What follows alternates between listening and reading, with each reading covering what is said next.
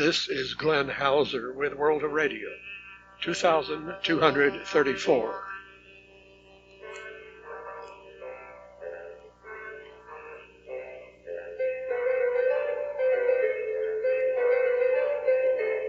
World of Radio is a listener-supported public service program about communications around the world.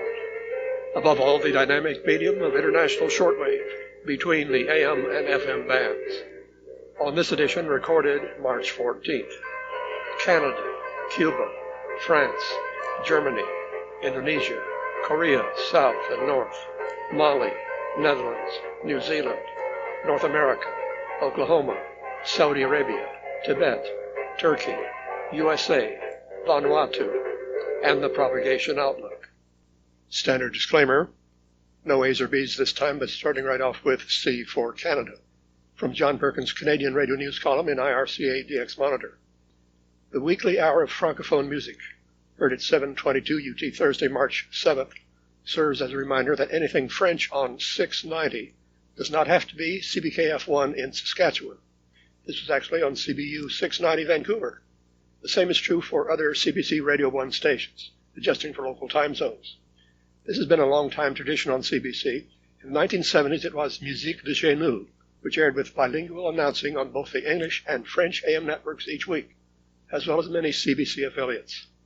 Unfortunately, it fell victim to CRTC's later ruling that bilingual announcing was not allowed on Canadian radio stations. So this weekly program is on the English network, but entirely in French. And there's been a lot of discussion about CBC Radio on the World of Radio group. From British Columbia, Tony Pavick says, "It has lost the plot in so many ways.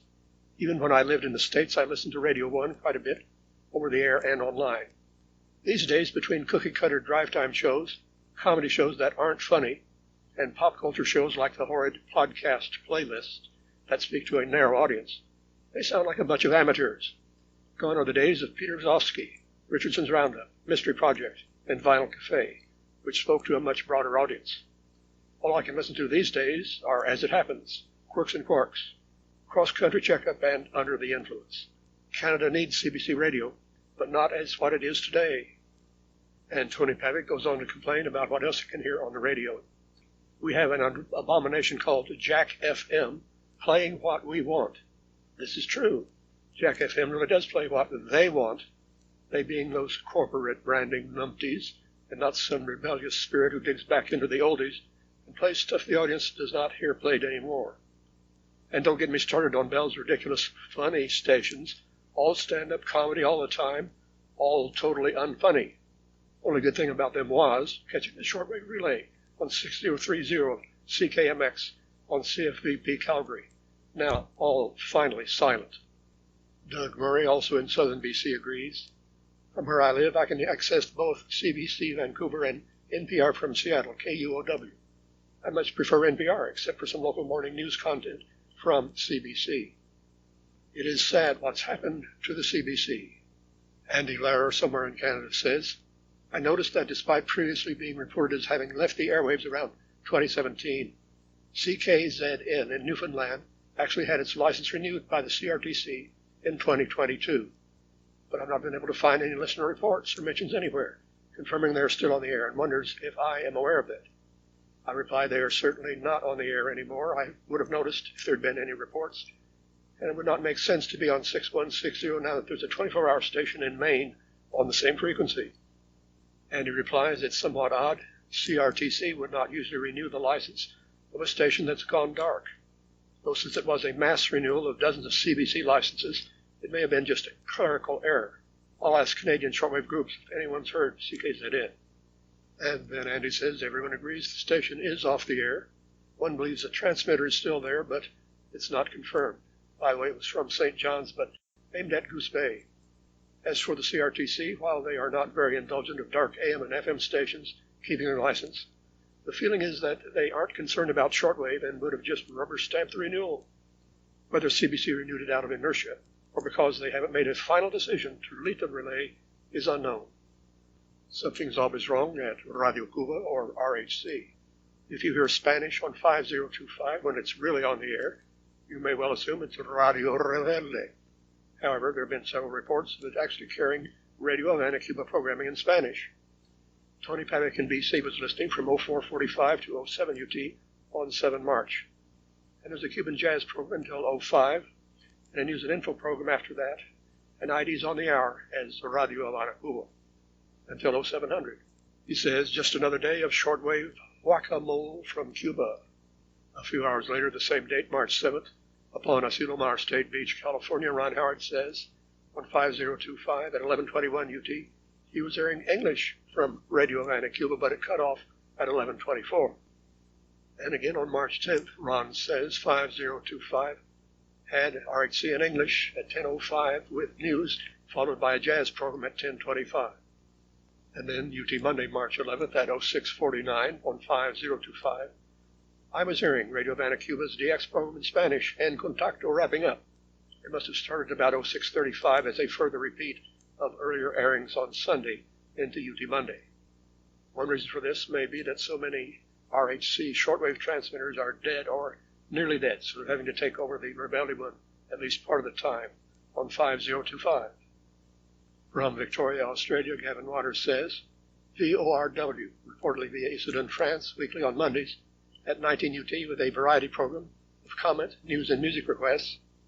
Today, March 11th, was observed on 11925 with a good signal in Melbourne, but with jumpy fading. Announcing their email address, not as VORW, but UORWinfo@gmail.com. I point out this was originally on 11920, so it's moved, perhaps to avoid the Saudi noise on 11915. HFCC indicated that 11925 was open during that hour. From Florida, John of VORW Radio International replies, that's correct. Last week I got a number of reports mentioning strong interference from 11915. So TDF recommended moving to 11925, which I happily agreed to. So that was filed under France for transmitter site and now on to Germany non. Ron Trotto in Illinois says, I'm hearing Deutsche Welle in English at 0205 UT on 5800 on the 12th of March. Good signals via WRMI. I reply, the WRMI 824 schedule grid shows UT Tuesday through Saturday at 02 until 03 on System D via 5800 is whatever WRN is carrying during that hour. I wonder if DW be aware or even care that their English broadcasts are back on shortwave, despite their best efforts to be rid of them.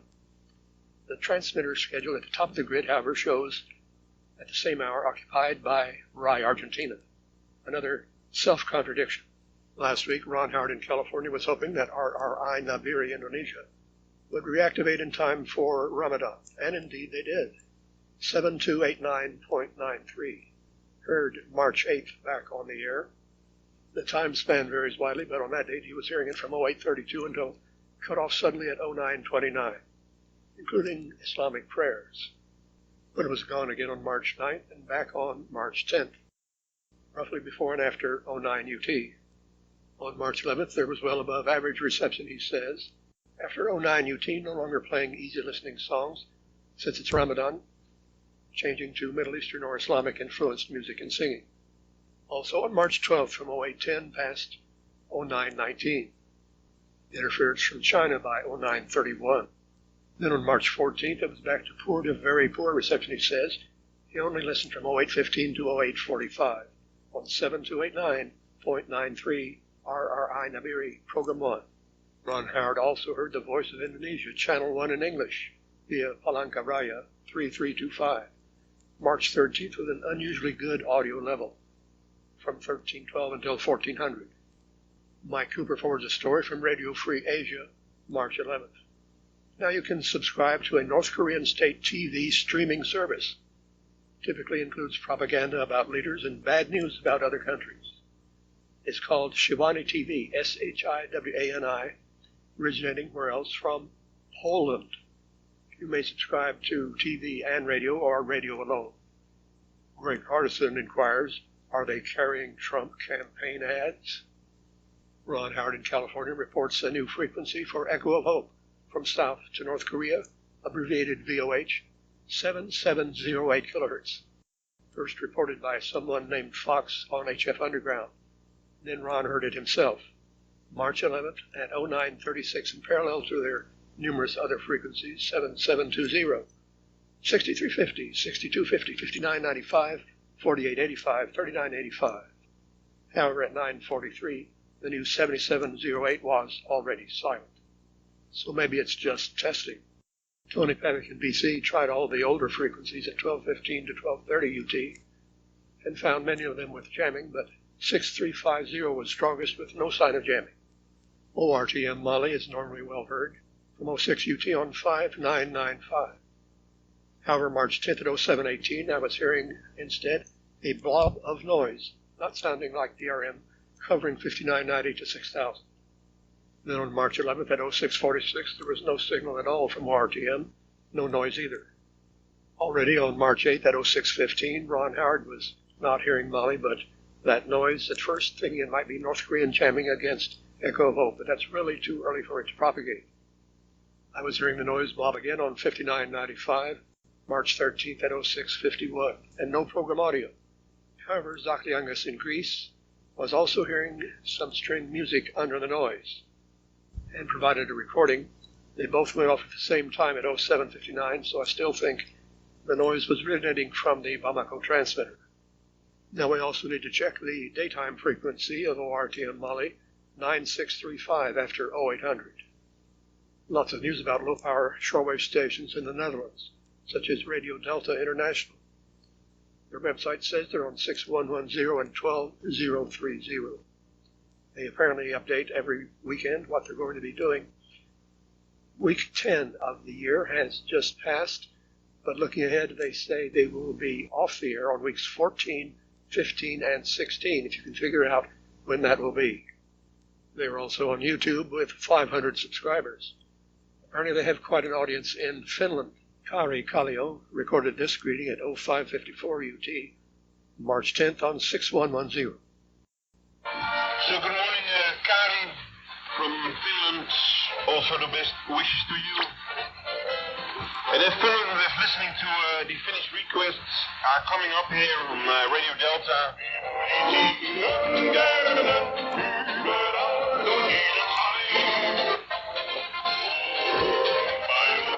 Walt Samanov in BC was also hearing this at exactly the same time, as well as some other low-power Europeans, including these in Holland around 06 UT on March 10th, 5955, Radio Veronica, 6130 Radio Europe.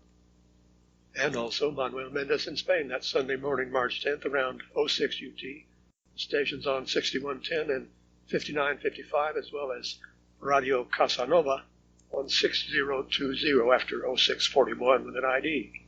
And one more from the Netherlands on 6140, Radio Onda in Borculo. This specializes in Brazilian music, and announcements are in Portuguese. At 0713 on the 10th of March, also songs in English and French. And he also heard it the evening before, March 9th at 1622, where the program ID is from Radio Senado, Brasil Sertanejo. Also after 0805, after Radio Delta International was also broadcasting on 12030, parallel to 6110, a program called Radio Delta Goes DX.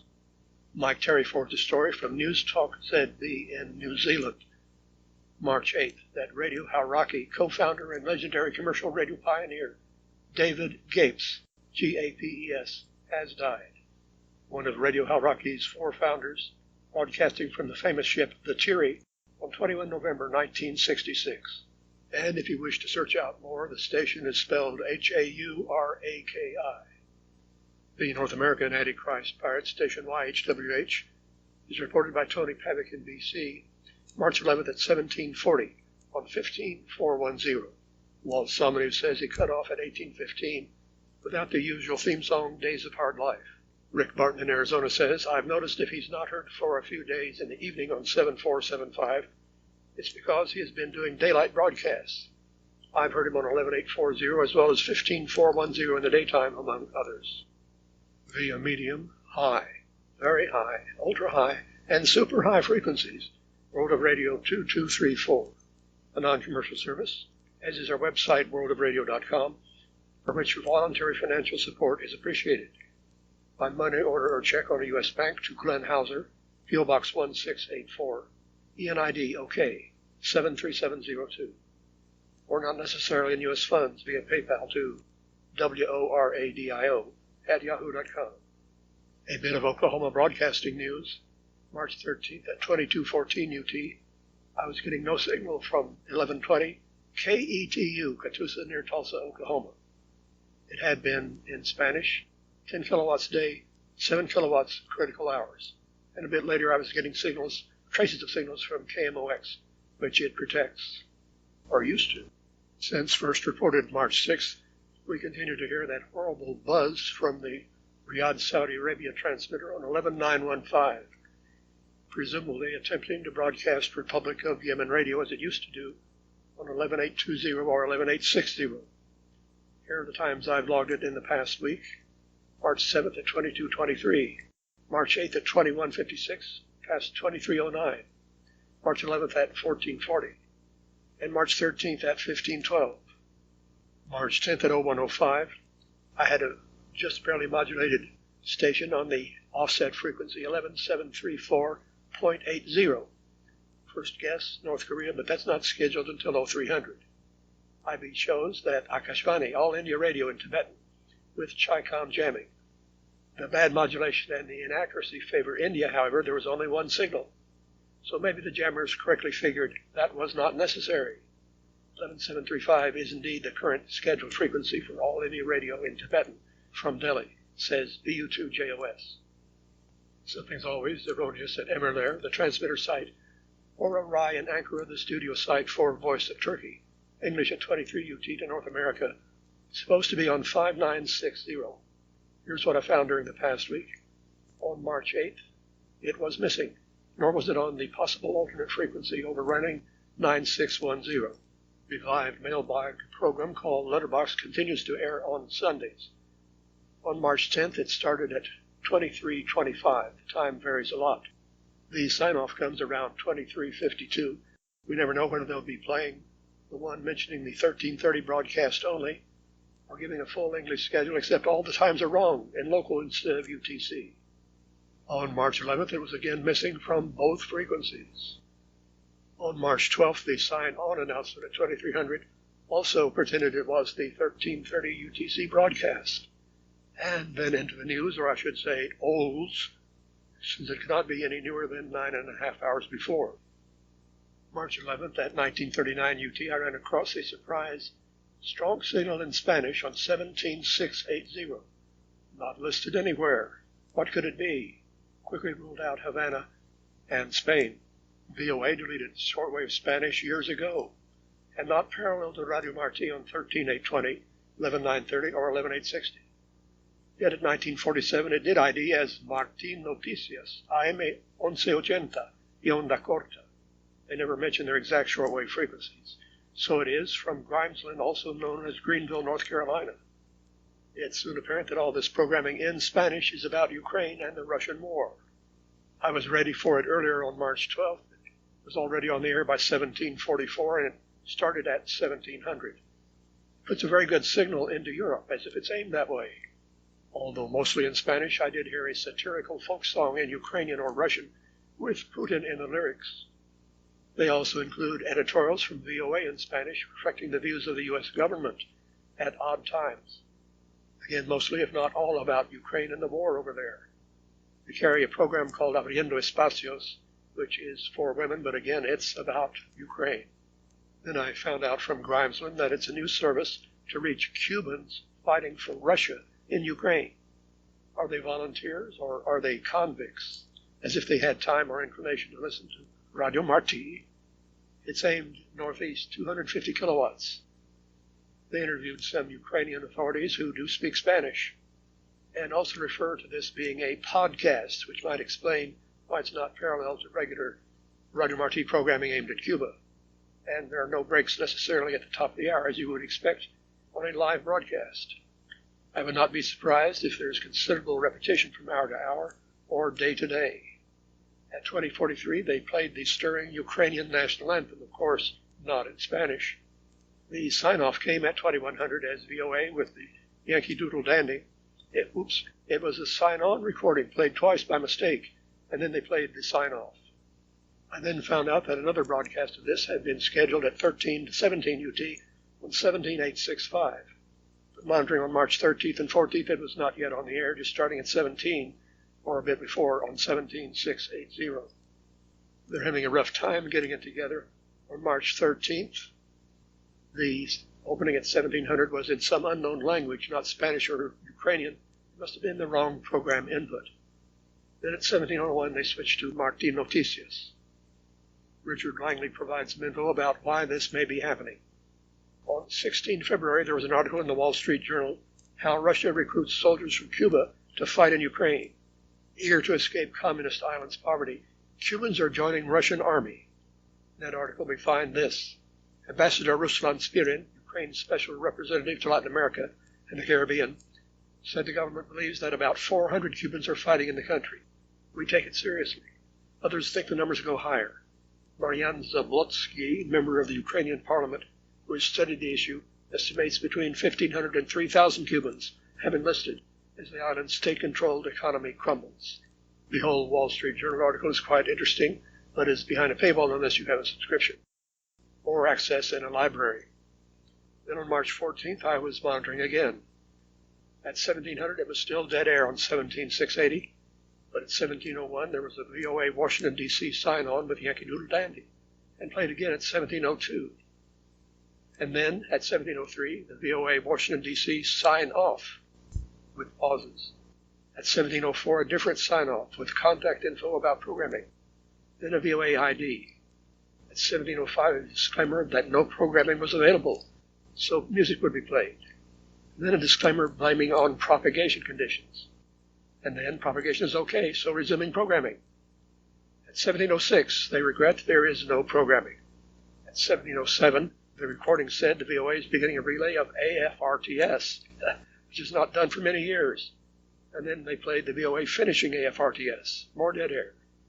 Finally, at 1708, a Radio Marti ID and into the program La Libertad es Libro, featuring Ukrainian poetry in translation. All this has led to some rather disrespectful comments in our group. Kai Ludwig in Germany says, nothing in HFCC so far. No publicity at the usual places either.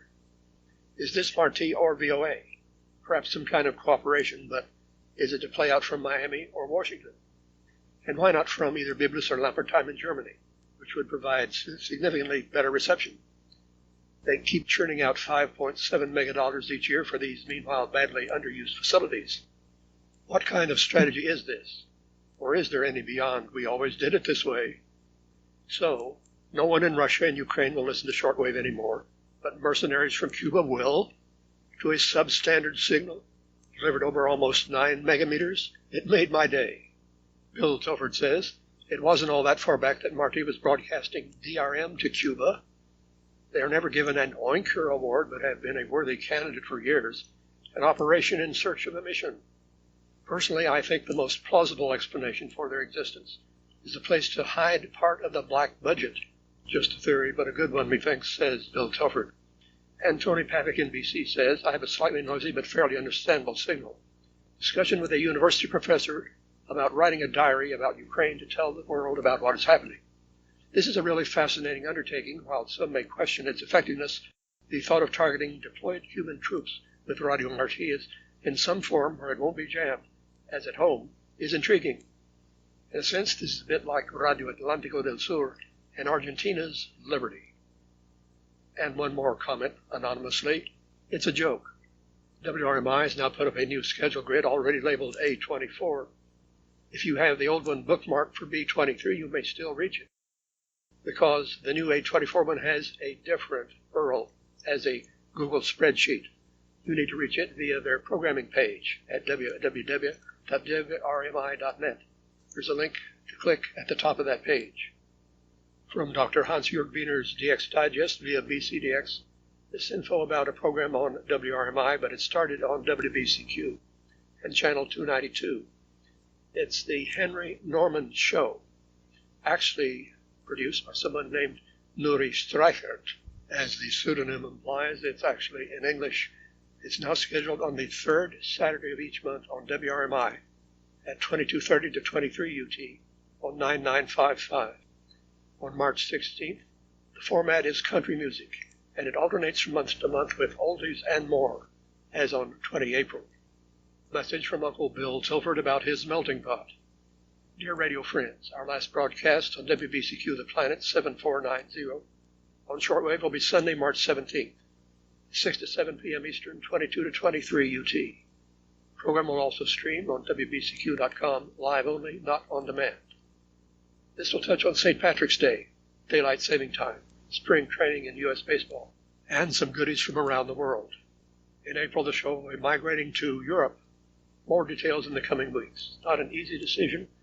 We were born on WBCQ, and it was very good to us over the years, but there was not enough financial support to do both the Americans and Europe. And European audiences have been more engaged on the whole than North American shortwave listeners over the years. There can be only one. Europe makes sense, says Uncle Bill Tilford. Update from George McClintock of WTWW, Lebanon, Tennessee, as of March 13th. The frequency 9475 was tested for 30 minutes and plans to start regular broadcasts sometime the following week. The hour is not yet set. Still messing with modulation cards. 5085 is at a full 100 kilowatts for the first time on March 13th.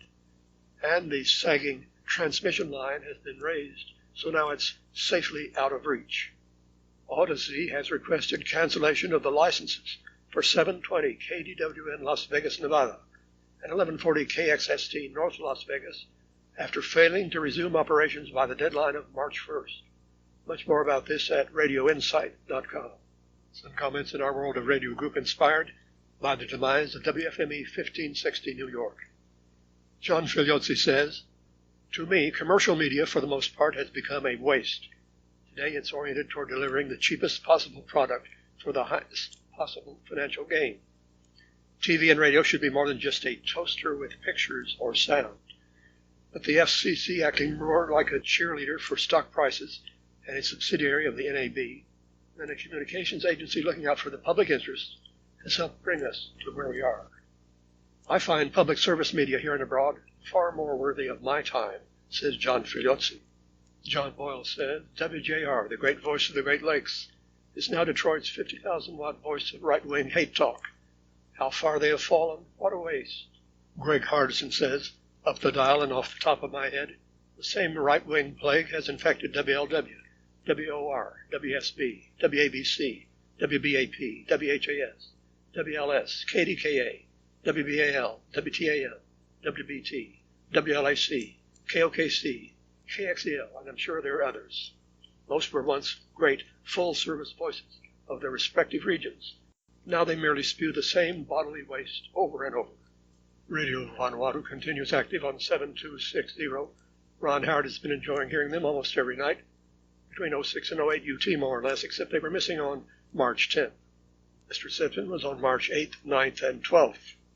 Propagation outlook from SWPC issued March 11th. Group magnetic field mostly quiet with A and K indices of 5 and 2, except reaching unsettled levels on March 28th of 10 and 3, and April 3rd to 5th, 12 and 3. Solar flux predicted to rise from a low of 118 March 14th to a peak of 142 by March 30th, and down to 125 by April 4th. Remember to check our website for much more information, worldofradio.com.